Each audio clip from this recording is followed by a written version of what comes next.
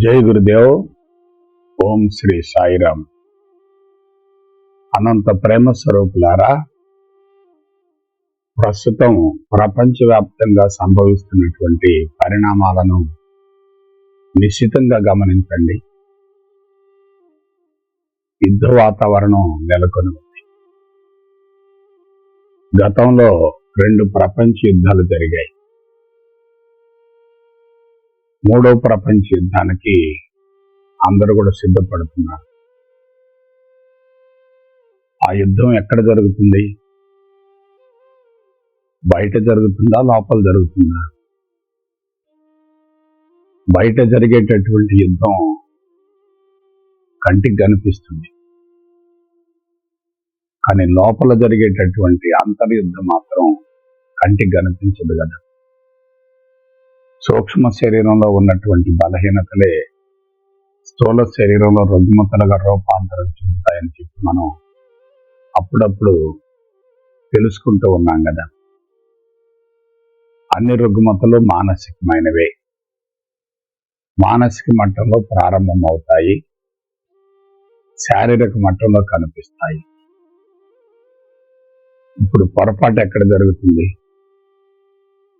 అందరూ కూడా భౌతిక పరమైనటువంటి యుద్ధాన్ని చూసి కలత చెందుతున్నారు, అభద్రతా భావంతో ఉన్నారు. ఎప్పుడు ఏం జరుగుతుందో అంచనా వేయలేని పరిస్థితి ఏర్పడింది.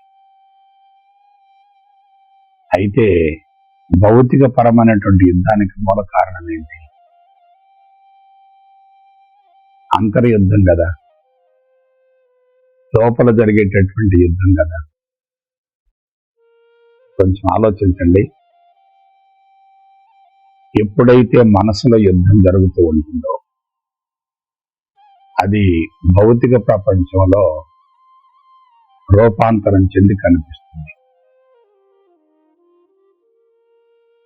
మనం భౌతిక పరమైనటువంటి యుద్ధాన్ని ఆపాలంటే మార్గం ఏమిటి? అంతర్యుద్ధం ఆగిపోవాలి కదా. అంతర్యుద్ధం అంటే ఏమిటి? మనసులో జరిగేటటువంటి సంఘర్షణ. ఈ యుద్ధం ఎప్పుడు మొదలైంది? అనాది నుండి యుద్ధం జరుగుతూనే ఉంది. కొంచెం జాగ్రత్తగా విశ్లేషించుకోండి. యుద్ధం అనేది ఈనాడు మొదలు కాలేదు.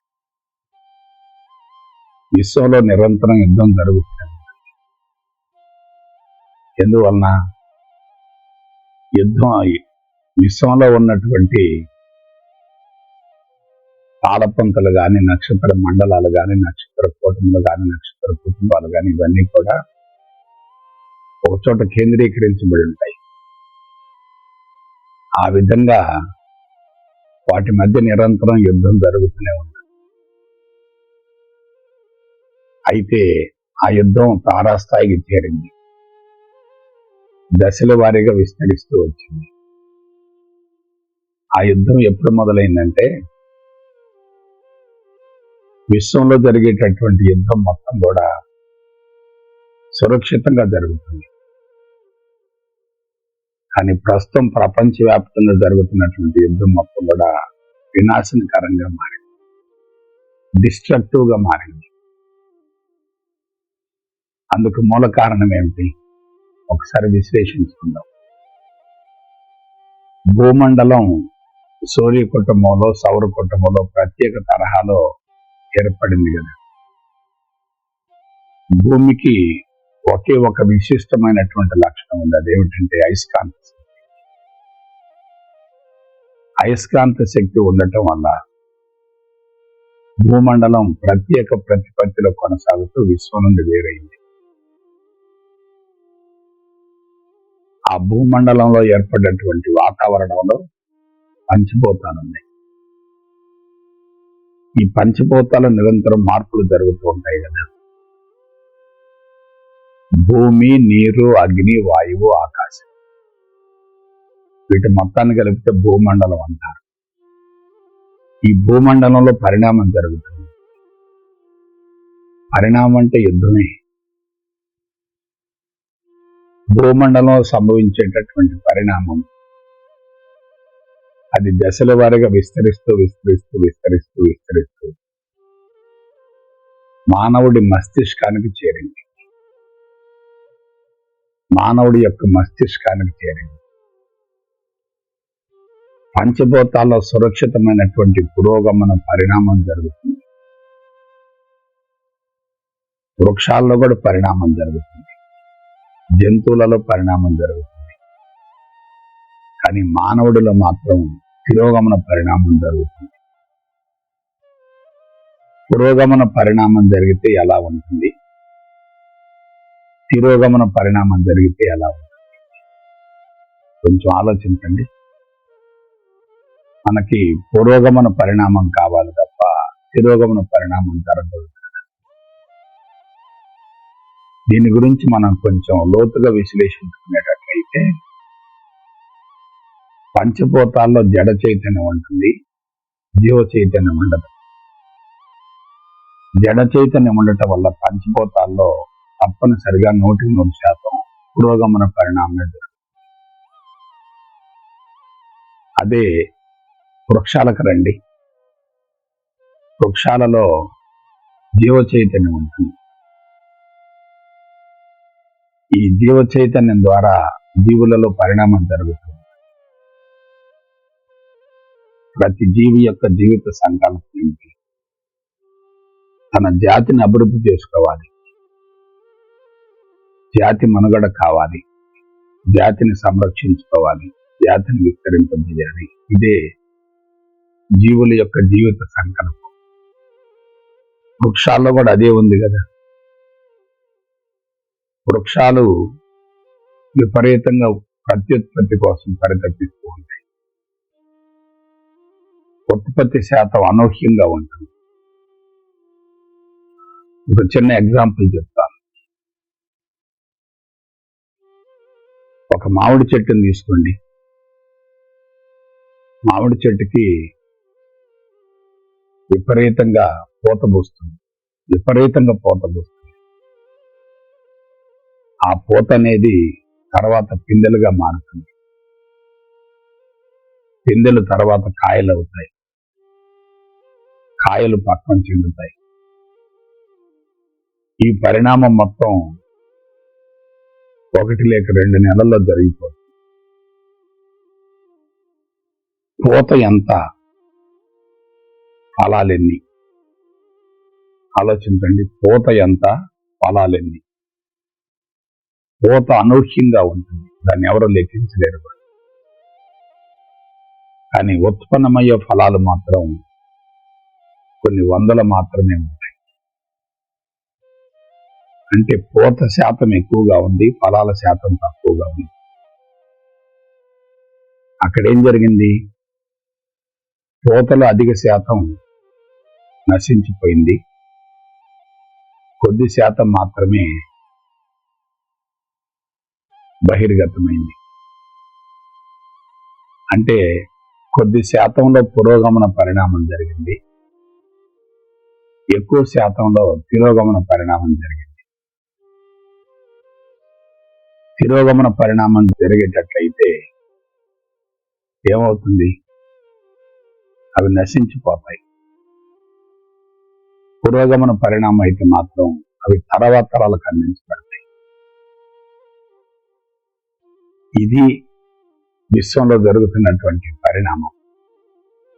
విశ్వంలో జరుగుతున్నటువంటి పరిణామం భూమండలంలో జరుగుతుంది. భూమండలంలో జరిగినటువంటి పరిణామంలో పంచభూతాల్లో జరుగుతుంది, వృక్షాల్లో జరుగుతుంది. వృక్షాలలో విత్తనాలు అనూహ్యంగా ఉంటాయి. సరే, ఉత్పన్నమైనటువంటి విత్తనాలు మొత్తం మొక్కలైతే ఏమవుతుంది, వృక్షాలైతే ఏమవుతుంది? ఒక మామిడి చెట్టుని తీసుకోండి. 100 కాయలు ఏర్పడ్డాయి, 100 విత్తనాలు వచ్చాయి అనుకోండి.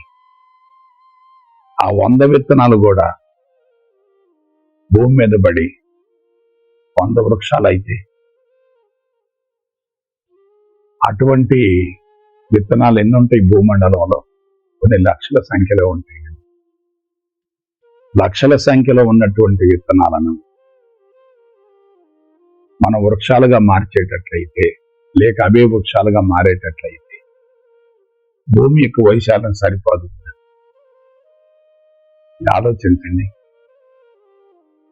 కాబట్టి పోరాటం అనేది అనాది నుండి జరుగుతుంది. ఈ పోరాటం పంచభూతాల్లో లేదు, వృక్షాలలో మామూలు స్థాయిలో ఉంది. అదే జంతువులను తీసుకోండి. జంతువులు వృక్ష సంపద మీద ఆధారపడతాయి కదా. వృక్షాల నుండి వచ్చినటువంటి పదార్థాన్ని తింటాయి కదా. ఆ జంతువులను ఏమంటారు? శాకాహారులు అంటారు. అయితే పరిణామ క్రమంలో ఆ శాకాహారులను తినేటటువంటి మాంసాహారులు వచ్చాయి. మాంసాహారులు శాకాహారులను తింటున్నాయి, శాకాహారులు వృక్షాలను తింటున్నాయి. వాటి నుంచి వచ్చేటటువంటి కాయలు కానీ, పండు కానీ, దుంపలు కానీ, కూరగాయలు కానీ, ఆకులను కానీ తింటూ ఉన్నాయి కదా. పంచభూతాల నుండి వృక్షాలు ఏర్పడ్డాయి, వృక్షాల నుండి జంతువులు ఏర్పడ్డాయి. ఆ జంతువులు ప్రాథమికంగా శాకాహారులుగా ఉన్నాయి. తర్వాత ఆ శాకాహారులను తినేటటువంటి మాంసాహారులు వచ్చాయి. ఇదంతా పరిణామంలో జరుగుతుంది కదా. అంటే ఈ పరిణామం మొత్తం పురోగమనమా లేక తిరోగమనమా? జంతువులు ఎలా ఉంటాయి? ఒకే చోట కొన్ని వందలు ఉన్నాయనుకోండి, వాటి మధ్య పోరాటం జరుగుతుంది కదా వనరుల కోసం.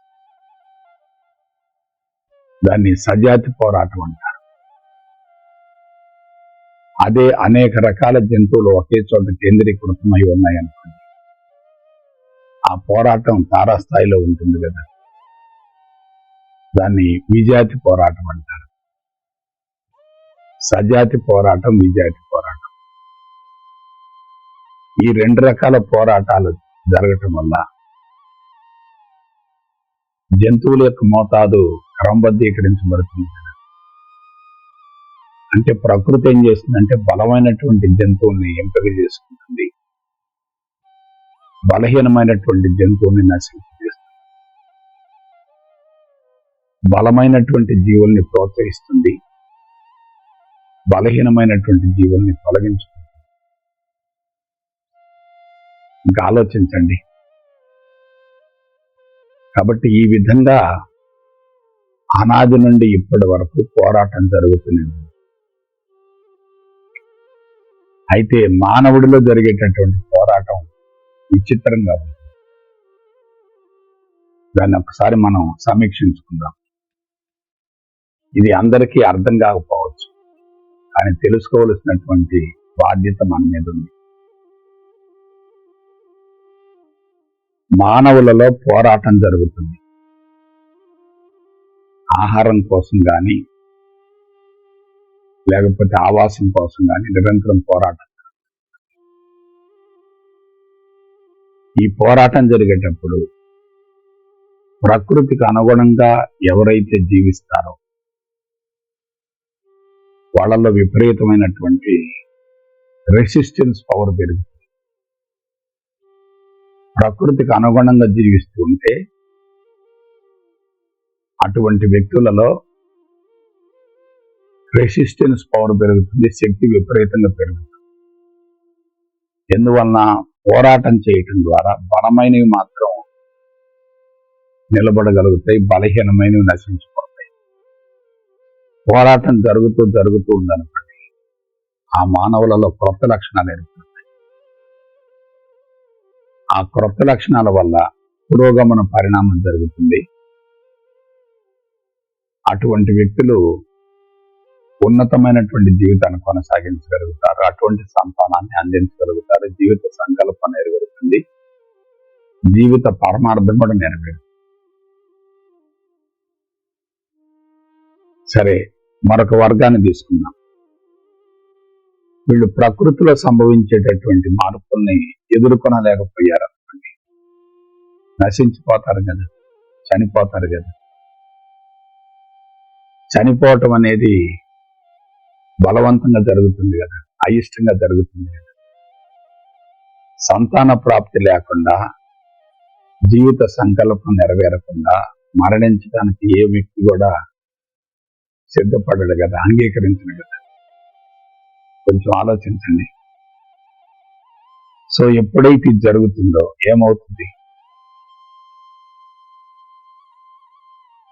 ప్రకృతికి అనుగుణంగా జీవించకుండా ప్రకృతికి విరుద్ధంగా జీవిస్తూ తన తెలివి మేధా సంపత్తితోటి ప్రకృతికి విరుద్ధమైనటువంటి జీవన విధానాన్ని కొనసాగిస్తూ దశల వారీగా బలహీనపడుతూ వచ్చాడు. ఇదే మానవుడి యొక్క పతనానికి మూలం. మానవుడిలో పురోగమన పరిణామం జరగటం లేదు, తిరోగమన పరిణామం జరుగుతుంది.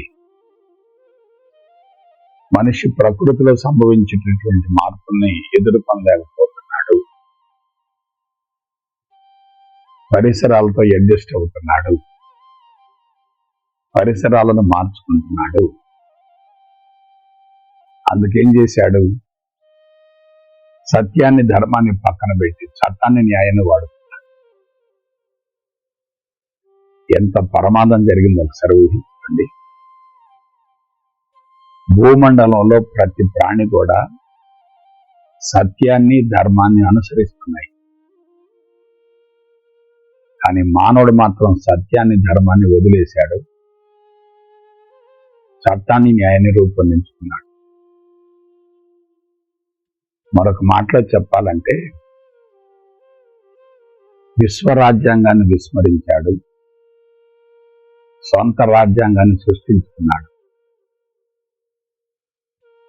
ఆధ్యాత్మిక సూత్రాలను ప్రకృతి సూత్రాలను ఉల్లంఘించాడు,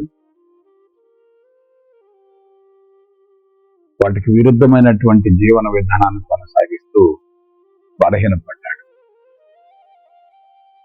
మనిషి బలహీనపడుతూ ఉన్నాడు అనుకోండి, వనరుల యొక్క అవసరం విపరీతంగా పెరుగుతుంది కదా. ఇప్పుడు ప్రపంచంలో ఏం జరుగుతుంది? ప్రపంచంలో దేశాలు వచ్చాయి, రాజ్యాలు వచ్చాయి, కులాలు, మతాలు, వర్గాలు, ప్రాంతాలు, పార్టీలు ఇవన్నీ వచ్చాయి. ఇవన్నీ ప్రపంచంలో ఉన్నాయా? లేవు కదా. మనిషి యొక్క అంతరంగంలోనే ఉన్నాయి కదా.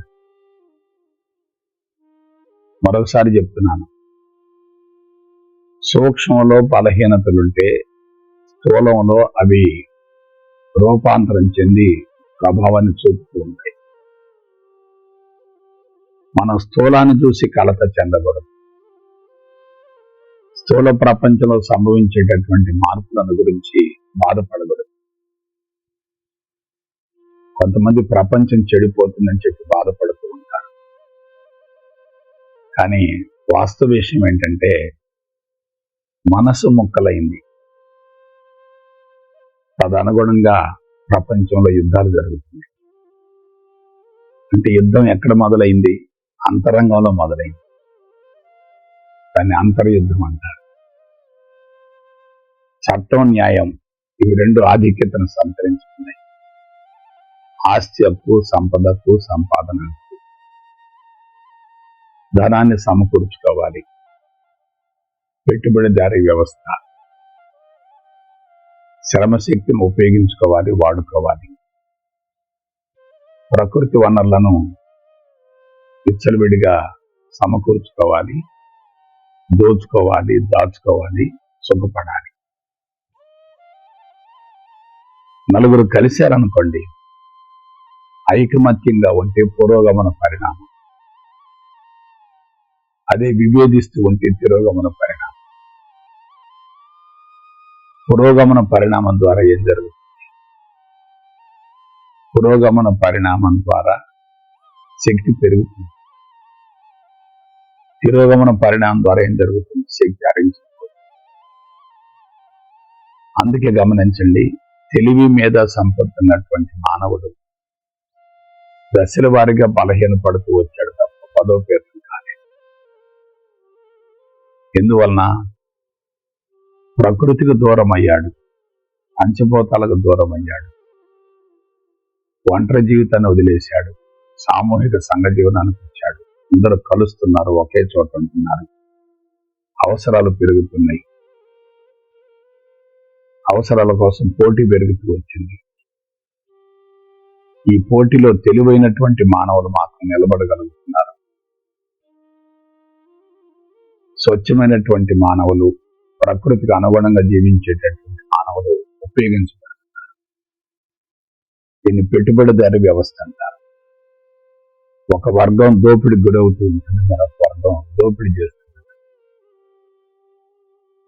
ఒక వర్గం సుఖపడుతూ ఉంటుంది, మరొక వర్గాన్ని ఉపయోగించుకుంటూ ఉంటుంది. ఇదంతా దేని ద్వారా వచ్చింది? తెలివి మేధా సంపత్తి కదా. తెలివి మేధా సంపత్తి అంటే ఏమిటి? Artificial intelligence. కాబట్టి ఏం జరుగుతుందో ఒకసారి విశ్లేషించండి. కంప్లీట్ గా మానవుడు ఒక్కడే, భూమండలం మొత్తంలో ఒక్క మానవుడు మాత్రమే దాడి తప్పాడు. అందులో ఎటువంటి సందేహం లేదు. ఎప్పుడైతే మానవుడు గాడి తప్పాడో అప్పుడు ఏమైంది? అంతరంగం బలహీనపడటం మొదలుపెట్టి రెసిస్టెన్స్ పవర్ తగ్గిపోతూ వచ్చింది. సంస్కారాలన్నీ కూడా రూపాంతరం చెందుతూ వచ్చాయి. ఉత్తమ సంస్కారాల మోతాదు తగ్గుతూ వచ్చింది, చెడు సంస్కారాల మోతాదు పెరుగుతూ వచ్చింది. ఇవాళ అదంతా తారాస్థాయిలో ఉంది. అదే మానవుడికి తెలివి మీద సంపత్తి లేకపోతే ఏమయ్యేది? ప్రశాంతంగా ఉండేవాడు కదా. ఆది మానవుడు ప్రశాంతంగా ఉన్నాడు, ఆటవిక మానవుడు ప్రశాంతంగా ఉన్నాడు. అతడు జంతు ప్రవృత్తితో జీవించాడు, ప్రకృతికి అనుగుణంగా జీవించాడు, ప్రకృతిలో కలిసిపోయాడు. నేను ప్రకృతిలో ఒక భాగం అనుకున్నాడు. తనకు తెలియకుండానే అంత పాజిటివ్ గా జరుగుతూ వచ్చింది. కానీ ఆధునిక మానవుడు పాజిటివ్ ను పెంపొందించుకోవడం కోసం విపరీతంగా శ్రమిస్తున్నాడు. అతను శ్రమించుకుంటానే పాజిటివ్ దృక్పథంలో ఉన్నాడు. ఇతను శ్రమిస్తున్నాడు పాజిటివ్ దృక్పథం కోసం, కానీ అది అందటం లేదే. కారణం ఏమిటి? తిరోగమన పరిణామం వినాశనానికి దారితీస్తుంది, పురోగమన పరిణామం అభివృద్ధికి దారితీస్తుంది. కాబట్టి ఏం జరుగుతుందో ఒకసారి విశ్లేషించుకోండి. ఇవాళ ప్రపంచంలో యుద్ధం జరుగుతుంది. మానవుడు ఆర్టిఫిషియల్ ఇంటెలిజెన్స్ ద్వారా భౌతికవాదాన్ని పెంచి పోషించాడు. ప్రకృతి మొత్తం చిన్నాభిన్నమైంది, సర్వనాశనమైంది. ప్రకృతికి విరుద్ధంగా జీవించేటటువంటి జీవన విధానంలో మనిషి సుఖానికి అలవాటు పడ్డాడు. సుఖాన్ని ఆనందం అనుకున్నాడు. సుఖపట్టమే జీవిత లక్ష్యంగా ముందుకు సాగుతున్నాడు. కుటుంబాలను కూడా ఆ విధంగా తయారు చేస్తున్నాడు. వాళ్ళకు కూడా అటువంటి విధానాన్ని అందిస్తున్నాడు, ప్రోత్సహిస్తున్నాడు. విద్యాలయాలన్నీ ఎటువంటి జీవన విధానాన్ని ప్రోత్సహిస్తున్నాయి? భౌతిక పరమైన జీవన విధానాన్ని ప్రోత్సహిస్తున్నాయి. అది పెరిగి పెరిగి పెరిగి చిలికి చిలికి గాలివానగా మారినట్లుగా ఇవాళ తారాస్థాయికి పెరిగింది. ప్రపంచాన్ని ఎవరు కూడా మంచి మార్గం వైపు మళ్లించలేకపోతున్నారు. అవతార పురుషులు వస్తున్నారు, వాళ్ళు కూడా ప్రపంచ మానవాళి ఉద్ధరణ కోసం జీవితాంతం శ్రమిస్తున్నారు. కానీ ఫలితం ఉంటుందా? లేదు కదా. ఎందుకంటే నెగిటివ్ ఫోర్సెస్ మోతాదు పెరుగుతుంది, పాజిటివ్ ఫోర్సెస్ మోతాదు తగ్గుతుంది. మానవుడు చేస్తున్నా చేయబోతున్న అతి ప్రమాదకరమైనటువంటి అంశం ఏంటంటే, ఉత్పత్తి అనేది సహజ సిద్ధంగా ఉండకుండా కృత్రిమంగా మారింది. ఎలా? ప్రపంచాన్ని పతనం చేసేటటువంటి మారణ హోమాలు, మారణాయుధాలు విపరీతంగా ఉత్పత్తి అవుతాయి. సరిహద్దు భద్రత కోసం దేశాలన్నీ కూడా విపరీతంగా బడ్జెట్లను కేటాయిస్తాయి. ఎవరికి సాధ్యం కానంత, అరికట్టలేనంత స్థాయిలో ఈ ప్రపంచ పతనం జరుగుతుంది. మానవుడు ఉత్పత్తి చేసినటువంటి ఈ మారణాయుధాలని ప్రయోగించేటట్లయితే భూమండలం ఏమవుతుందో ఒకసారి అంచనా వేయండి. సర్వనాశనం అయిపోతుంది కదా.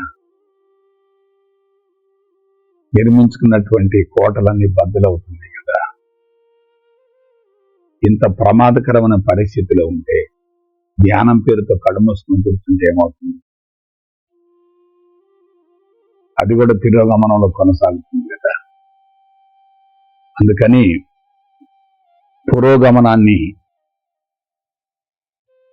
పురోగమనానికి మళ్ళీ జీవితాలను ఆనందమయం చేసుకునేటటువంటి విధానాన్ని గురించి ప్రస్తుతం ఆలోచించవలసినటువంటి అవసరం వచ్చింది. ఆ విధంగా మనం పయనిద్దాం. జై గురుదేవ్, జై గురుదేవ్, జై